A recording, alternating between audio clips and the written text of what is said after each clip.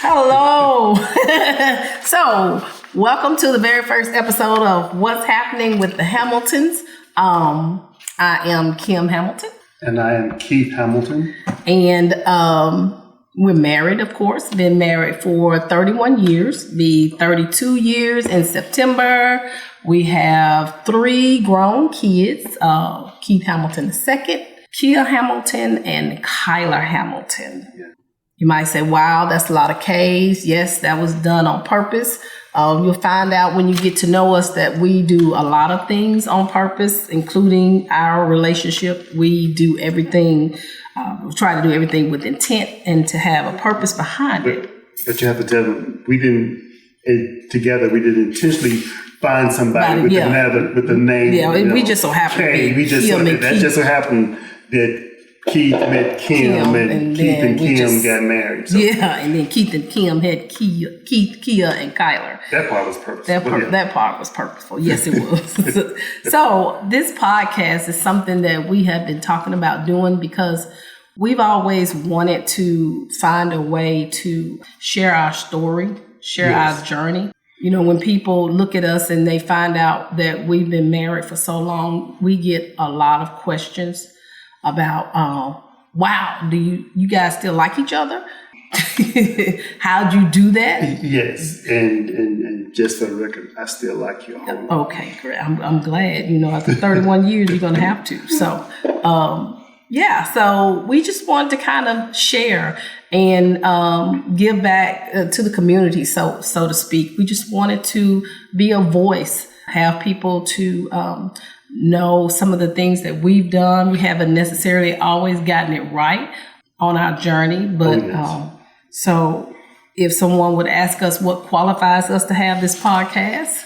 When you ask someone what qualifies them to do something, to me that suggests that you are an expert at this or that and other.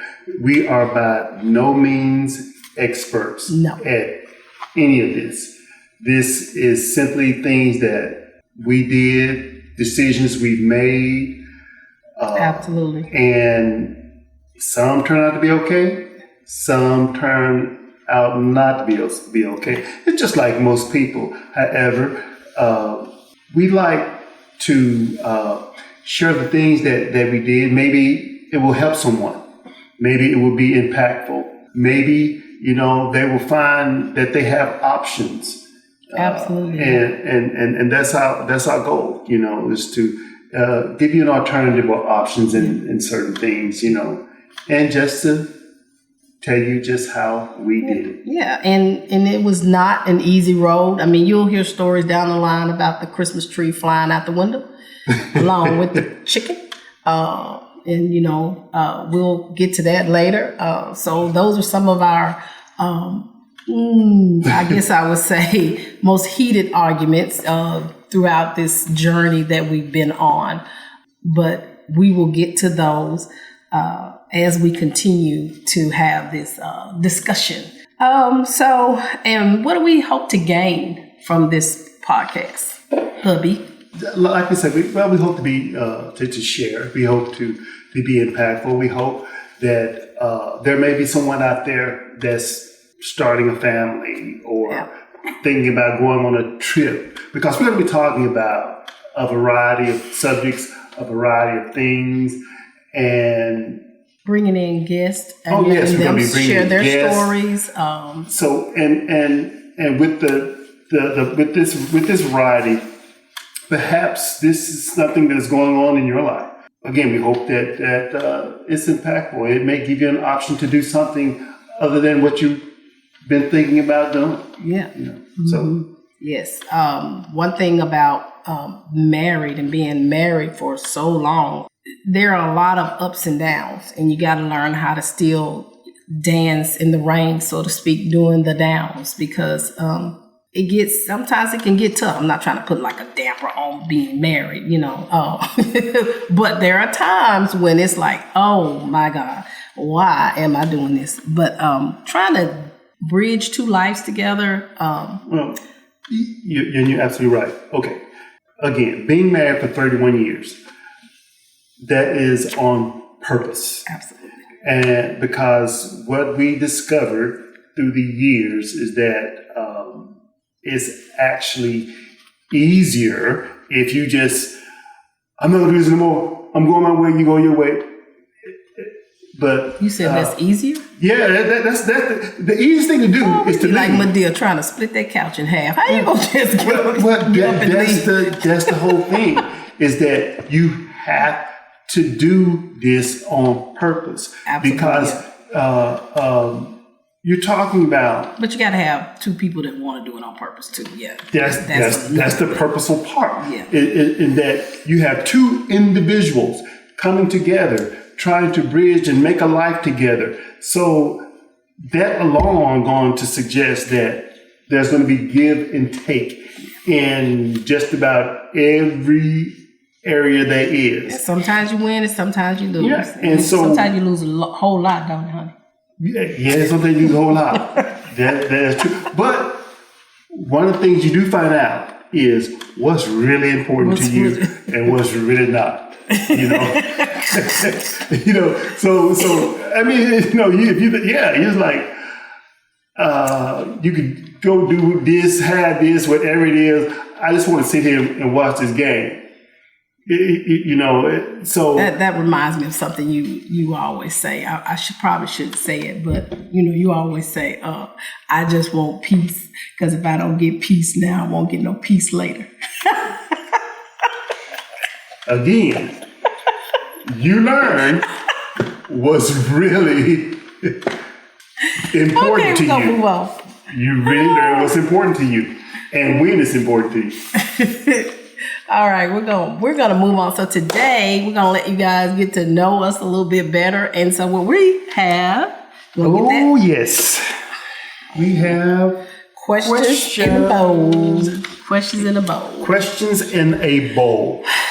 So how's it gonna work? It works. I'll pull a question and ask you. You answer, and then you'll pull a question, and then I will answer. Me, of course. Okay, I'll go ahead and go first. I told you learn how to win. All right. Okay. So my question to you is: what is your favorite way to practice self-care? My favorite way to practice self-care is, well, as you know, I love to exercise, and but exercising alone is just exercise. It means that, okay, yeah, my body's getting stronger, but there are other things that you have to do as far as self-care. You have to pray a lot. And you say, well, what do I got to do with self-care? Well, mind, body, and spirit is one big thing, and they should be dealt with together. Healthy body, healthy mind, healthy spirit. Okay. And you have to practice that. With prayer, you have to jog and exercise, and you have to surround yourself with positive things and positive people. Absolutely. That automatically puts you in a positive way, and that will produce positive things out of your life. That's how I practice self-care. Okay. And you can also tell them that you exercise a lot because you got a hellacious sweet tooth. Well, that comes with the understanding of your... Who jogs and then comes home with sour gummy bears? Well, that comes with the understanding of yourself. You know your shortcomings. you know your shortcomings.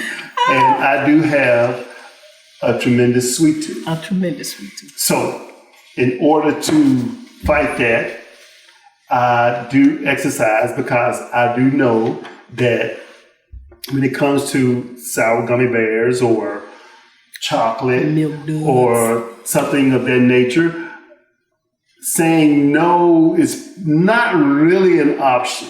I say no sometimes, but not often. And then you blame me for buying the snacks. Well, if you don't buy the snacks, I won't eat the snacks, because I won't go out and buy the snacks. Whatever. Cool. Okay, let's see here. Let's find a good one for you here. What is the best way to communicate with you? Oh, that's easy. You know my love language. Acts of service. Boy, you wash some dishes and mop a floor. You know what it is on. You know. Oh, you know. You swept the garage the other day. I was so excited. I was like, oh my God. So yes, the best way to communicate with me is just through acts of service and just being thoughtful. You know, I love fresh flowers. So yes, that is my favorite thing. And I will say that is absolutely correct. So if I go out and get some flowers, or if something that needs to be done, if I do it without me telling you, do it proactively. Yes, that means that it's going to be a really good day. Yes, I love it. A really good day. Yeah, I might even cook you dinner. I might even use that stove in there.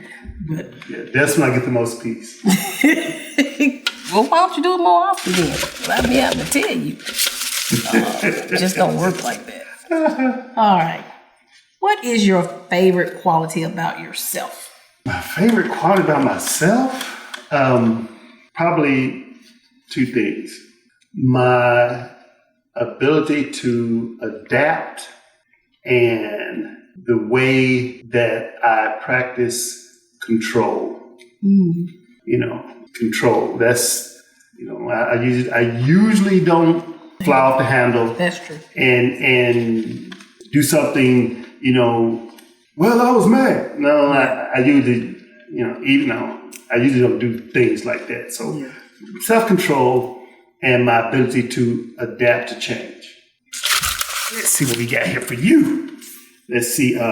What would you love to do when you retire? Oh, you already know. What have I always said? When I retire, I'm going to visit every football stadium. You already know I've said that. I love football. I'm going to go to Green Bay in the summertime, though. You go in the summertime, you watching a football game. No, well, not summertime. We mean one of the fall ones. One of the fall games before it gets cold. Preseason game because games get expensive. The frozen tundra, so you don't really get the experience until. That's okay. I don't need that experience. I just want to go, and I want to go to the Rams Stadium, their new stadium out in California. So you want to visit every team's stadium? Yes, I got time. I retire. That's pretty good. I would love to do that. And you get to come along. Look at that. How about that? I introduced her to football, but that's another story. That's another story. But I love football. So yes. Now she loves I want to visit every stadium there is. San Francisco. That's a trick, though. Teach your woman football. They don't all like sports. They can learn to love it. Okay. What's your favorite memory of us? Favorite memory of us. Well, you don't know this. Well, okay. No, but it is your memory. Okay. It probably is. It's my memory. Okay. But the look on your face when we first met. What was that? Well, a look of what? Was I like in love or something? What I do? No, you look pleased. That's because I told you what God had told me. Well, I know, but you look pleased. And I remember the way you looked the very first day you saw me. Well, I know. It's a true story. I mean, we met in college. We were working in the cafeteria. I was coming up the back stairs because I was going behind the serving line. And as I was going up the stairs, I heard a voice say, "You are about to meet your husband." And I stopped and I looked and I was like, And when I got up to the top of the stairs and made a left, you were standing on the wall. And I was, in my mind, I was saying, "Oh, okay, God." I was like, okay. And then I just went on by my day. And for whatever reason, I do remember that day. And I do remember looking over at her. And she had this... Yeah, look, because God had just strange, curious smile on her face. And... Whenever she gets mad at me, I just remember that look. Oh, do you? That's the first time I've ever heard that. Oh, wow. Not to mention we dated for 6 years before we got married. So 31 plus 6 is 37. Plus we almost into 32. So it's like 38 years. So I never knew that one. Okay. It's the things you learn about people. Yeah, the things you learn about people. Oh, it's your turn, right? Or is it? No, it's yours. I just asked you what. See? Oh, okay. Memory. What is something you've always wanted to learn or try? I've always wanted to learn how to speak another language fluently. I've tried to, took Spanish in college and all of that, besides, phrases and words here and there. But I really wish I spoke another language fluently. But I think to learn another language, you have to totally immerse yourself in that language. Absolutely, yeah. Well, our son is in Spain right now, getting his master's in music production, and I used a little bit of Spanish that I knew when we took him out there. Yeah, hola, ¿cómo está? Muy bien. Buenas noches. That's not a whole lot, but I really wish I had the time to sit down and learn to speak another language fluently. Yeah. Preferably Spanish. That would be nice. Yeah, preferably Spanish. All right, here we go. So how we doing so far? I ain't asked you nothing hard yet. No, not yet. I think I'm okay right now. You know how men can be. I don't want to hear. But something tell me it's coming. All right. So this one says, how would you describe your child's personality? Being that you have 3, give us a quick synopsis of your children's personalities. How would you describe Keith's, your oldest, your namesake? How would you describe his personality? Keith's is his personality. He's like me in that he adapts really quickly to things, and his ability to adjust is amazing. Yeah, he can tell you exactly how you feel. So now with Kia, how I would describe her personality. Kia is the middle child, determined. I think that best describes her. She does not know how to quit. Once she sets her mind on something, she's gonna complete. It has to be done. Yeah. So she becomes very single-minded, very driven to accomplish whatever that is. Okay. And Kyler? Kyler is a little bit of both of us, that last child. Yeah, he's kind of like a perfect blend, so to speak. Kyler is highly intelligent in that he sees and understands, kind of like on a different level, but he tries to make you okay that you don't get it yet. That's how it is when I talk to him, or when I see him interacting with somebody else. It's like almost trying to make you at ease with, you get there. Yeah. One of the things that I love about Keith's personality is he has this ability to have people just like him instantly. Yes. And actually, I find that with all 3 of them, especially with Keith and Kyler, they have what I have deemed as a sweet spirit. Very sweet spirit. And in fact, I've got into some confrontations with people over the years when I felt that they were disturbing that spirit of theirs. Whose spirit? The children? The kids? Yes. Like it's when it's teachers at school. Oh, yeah. But they've always said that Keith is such a mannerable young man. He's very sweet. He has Southern charm. That's just what he does. Yes. Yep. All right, your turn. Okay. Let's see what we got here. It's a good one here. If you could design a perfect holiday for yourself, what would it look like? I like the ball. Not that I have the money to ball, but in my fantasy, I see myself being VIP wherever I go.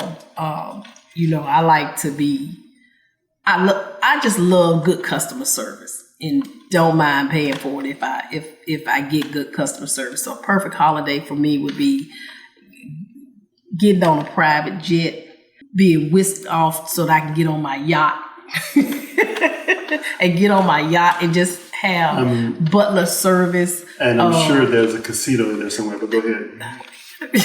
Yeah. Okay, we're going to get to my vices. We'll get to my vices. But yeah, I just like comfort. I do. I love comfort. I love to do nice things. I'm sure most people do, just love to do nice things. And I would love to have, like I said, butler service, massages, salt baths. I love a good bubble bath. Is this what you're asking for whatever holiday that comes up? If you can whisk me off in a private jet to a yacht with butler service, then yes, that's what I'm asking for. Yes, that's what I'm asking for. I got you. Yes, that's what I want. Oh, private jet. Quit playing. Yeah. Quit playing. Oh, I got you. I saw your retirement account. More like I'm going to be on the carnival. So let's go. I just read it. It's your That was my turn. Yeah, forget it comes back on you. Oh, boy. So, Pat, what do you want to do when you retire? Ooh. Take my wife on that private jet in that yacht. What do I want to do when I retire? There are a few places I would like to go. A few states that I would like to go. I would like Where you want to go? see, We hadn't already been. Well, I'm about to tell you. Okay. Well, as you know, I would love to go on an Alaskan cruise. Yeah, you keep saying that. I want to see whales. Okay. Yeah, and I want to do that for you, but the way our bank account is set up, the checking is in the savings, and the savings in the checking. So, well, we'll get there. Okay, go ahead. We'll get there, and I want to see the sequoias. Oh, okay. Which is the big trees. Oh, okay. California. Out in California. Yeah, okay. I would like to see the sequoias. That Southern drawl came out. That's at California. Oh, okay. I'm sorry. Go ahead. Did you put some R's in there? Yeah, I know. Music. I'm sorry. So you want to see the sequoias, and you also want to go out on an Alaskan cruise. Just simple stuff. Okay. Simple person. Check our IRAs and see how they do. We gonna get there. Okay, good. I'm glad you got so much confidence. Okay. All right. I just pulled that. What do you want to do when you retire? Okay. Wait. We gonna make it work. What have been your proudest achievement in your job? My proudest achievement in my job, I'm telling you, I'm in education, but my most fondest times and memories was when I was in the classroom as a classroom teacher. I absolutely loved being a first grade and a third grade teacher. Those were the best times. It was actually just relaxing to me. Would you like the shaping of minds? Well, like for first graders, when you first get them, most of them come, they can't read. But by second semester, when they come back from the Christmas break and they come in and they see words, because we got, words all everywhere, and they're like, oh, that says chair. Miss Hamilton, that says book. Oh, Miss Hamilton. It's like the light bulb just comes on, just teaching children to read and creating a safe space for kids, because my mantra with my kids, well, we in this classroom we love like a family. So we're a team that loves like a family, and so it was just a home away from home. The kids are awesome. I can see how teaching is very, very. That was, and then I moved into administration. And then you start dealing with grown people, and then, okay, but yeah, let's go back to. I've often read that the greatest satisfaction you'll ever have is helping someone. Yes, and the kids they were just magnificent. And then seeing some of them when I get older, or then some of the parents, like I posted something on Facebook, and one of the grandmothers was like, "Oh, that was my granddaughter's third grade teacher," and I'm like, "How's she doing?" And she's like, "She's going to nursing school." You know, oh man, because they're a lot older. They're a lot older because I've been out the classroom for a while, so I'm in my 21st year of being in education.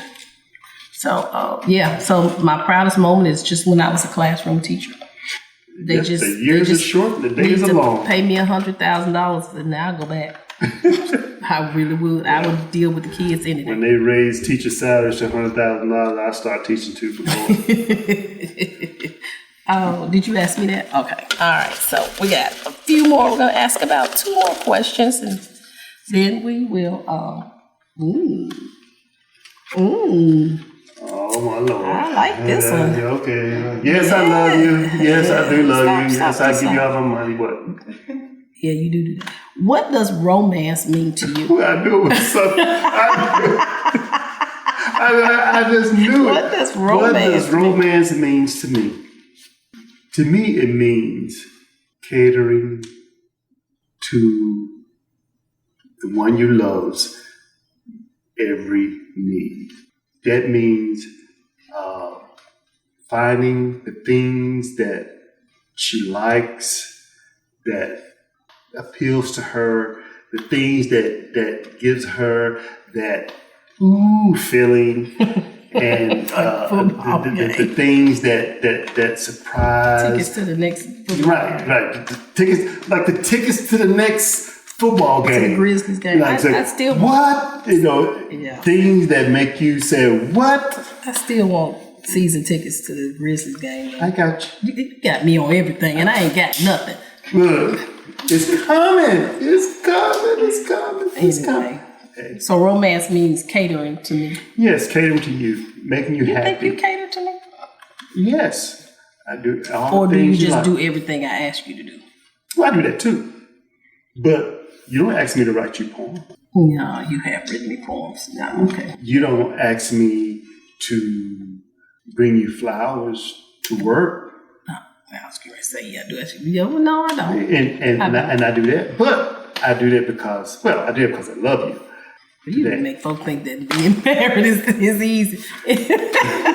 No, I'm not. No, right. Look. Marriage is not for the faint of heart. I'm glad we can laugh now. I'm telling you. I mean, you can tell growth. I love growth. Growth is something. It ain't over yet. Is something. It ain't over yet. Because I'm sure. I'm sure before long it's gonna be some yelling and screaming. But go on. Yeah. I just pulled it out. So okay. So let me see here. What personality traits do you think I admire most about you? Ooh. Personality traits that I admire most. And then I'm your secretary. No.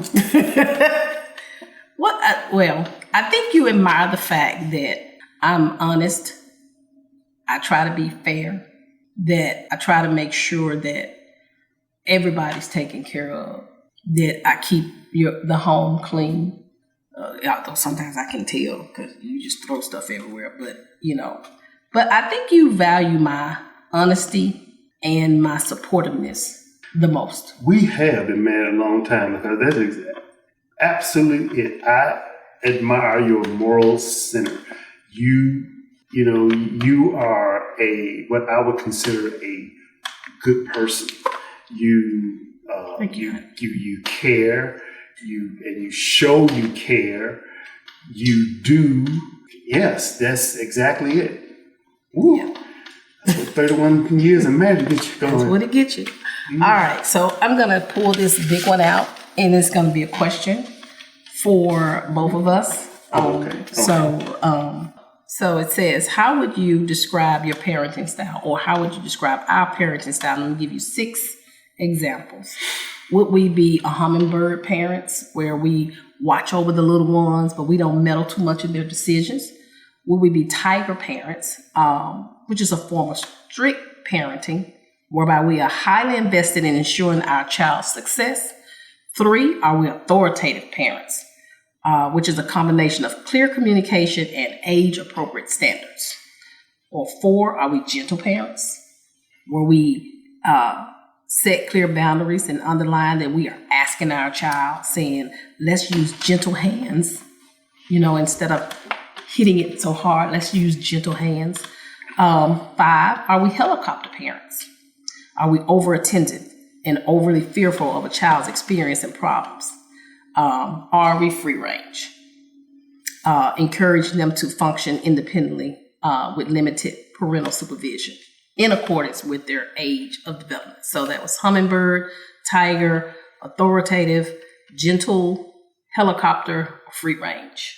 We are a lot of all of those, but we do not hover over them, in the sense that, so that they can't make any bad decisions. So that X's out hummingbird. So I would agree. We're not that. And I don't think we're tiger parents. Because we are so highly invested when we have the strict parenting. So that's 2. I don't think we're hummingbird or tiger parents. No, but there may be elements of each one of those in the way we do parent.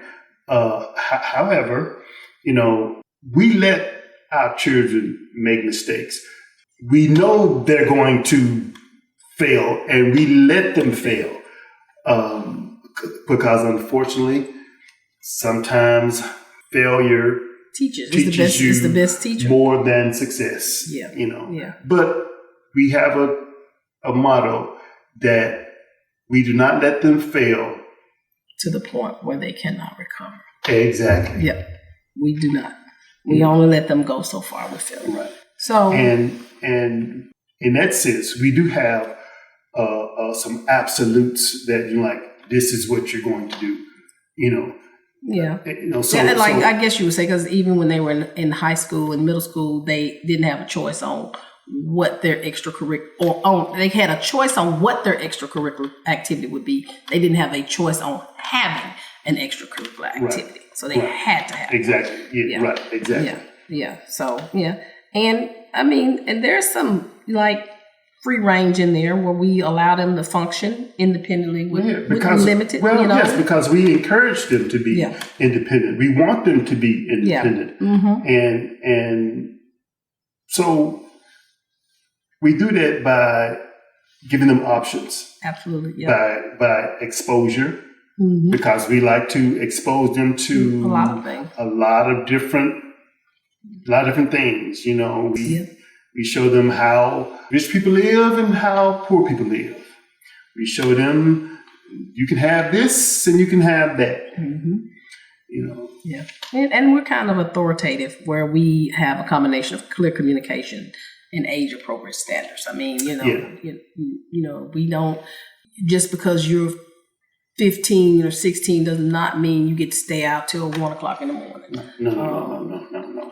Clear communication. Right. We have rules. Yeah. We do set have time rules. To be home, or things like that. But yeah. So I would say we're a combination of authoritative and free range. Kind of authoritative and free range. I think that's kind of where we are. And I know, and maybe what I'm about to say is probably mixed in there some kind of way. But we do parent according to the child's personality. Absolutely. Because even though they have the same parent, same rules and everything, it's a different individual that you're dealing with. So to get the best and the most out of each of them, you have to meet them on common ground. Episode 1 is in the books. So that's what's happening with the Hamiltons, but trust me, now this is just getting to know us. This is just getting to know us. So what do you expect to see from us over the next few episodes? Well, a lot. You sound like a politician. You give no answers. Anyway, it's gonna be a lot. We're gonna they're gonna see some of the things that we like to do. Some of our hobbies. Comment on what are some things you would like to know, some things you would like to know about or see, or us to talk about that we may have, because we have had experience in a whole lot of things when it comes to finances, when it comes to buying your first home, when you're young and your kids are young, and a lot of different things. So just come in and let us know what you would like to know about us, so we can. And you would be surprised. I'm going to tell you this. You would be surprised of the different things that we like to do. I know it don't seem like it, and you may not know this. Of course, you don't know this. You don't know me yet. I like plants. Yeah, and you grow really pretty plants. I'll have to show you pictures. He has this huge aloe vera plant. I mean, it is huge. Started off like this, and it is. I mean, yeah. He's a good arts and craft person too. That is something else that's surprising. He can, glue something together and put something together. You would not look at him and think that he could do arts and crafts, but he could do arts and crafts. But anyway, okay. I'm an engineer by default. I like putting things together and taking things apart. I like to see things grow, and I like to learn different things and of all sorts. So we do a lot of things. So don't be surprised. Ask whatever you will. And if we don't know, guess what? I'll tell you, we don't know nothing about that. Yep. We have no problem saying. So that's what's happening with the Hamiltons, and we'll sign off like we do when I leave to go to work. I'm gone, honey. All right.